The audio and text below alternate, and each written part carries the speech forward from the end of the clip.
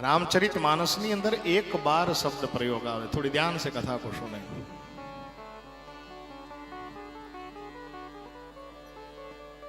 કેમ કે કથાની અંદર સાહેબ ધ્યાન ન લાગે તો કથા નકામી છે.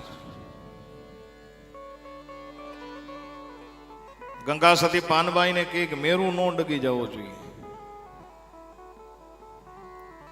એમ જો આપણા બધાના મેરું ડગી જાય તો કથા ધ્યાનમાં નહીં આવે.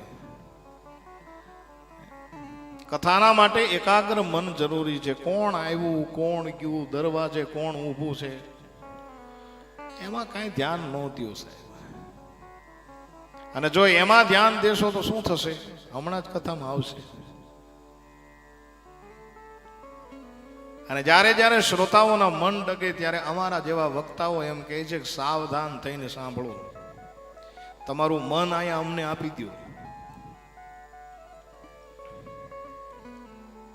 મનને એકાગ્ર કરી અને કથાનું શ્રવણ જો કરવામાં આવશે તો જ કથા ગળે ઉતરશે. નહીતર અખો કે આનું કરવું કેમ, આંધળો સસરો સરંગટ વહુ કથા સાંભળવા આલ્યું હવ, કીધું કશું સાંભળ્યું કશું, આંખનું કાજળ ગાલે કહીશું, આવું બધું થાય.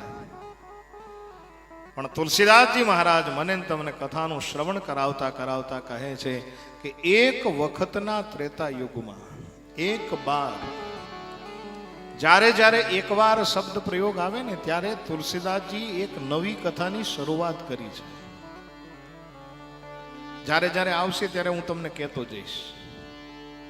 જો આપણી કથા નામ વંદના ચાલી, આખી વંદના પ્રકરણ ચાલ્યું, ભરદ્વાજ ઋષિ અને યાજ્ઞવલ્ક ઋષિ મળી ગયા અને એક નવી કથા શરૂ કરવાની છે એટલે એક બાર શબ્દ મૂક્યો.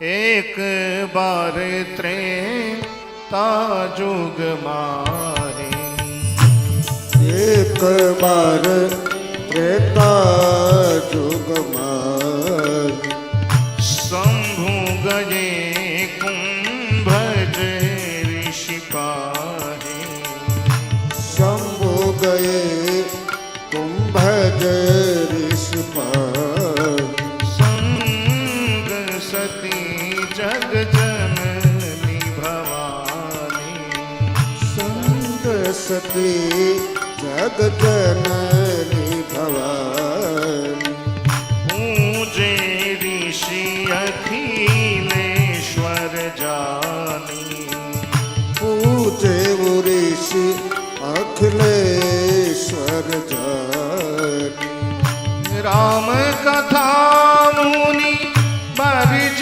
બખાની, રામ કથા મુનિ બરજ બખાની, સુની મહેશ પરમ સુખ માની, સુની મહેશ પરમ સુખ માની, કહત સુનત રઘુપતિ ગુણ ગાતા, કહત સુનત રઘુપતિ ગુણ ગાથા, કछु દિન તહાર હૈ ગિરિનાથા, કछु દિન તહાં રહે ગિરિનાથા, મુનિશાન બીદા માગી ત્રિપુરારી, મુનિશાન બીદા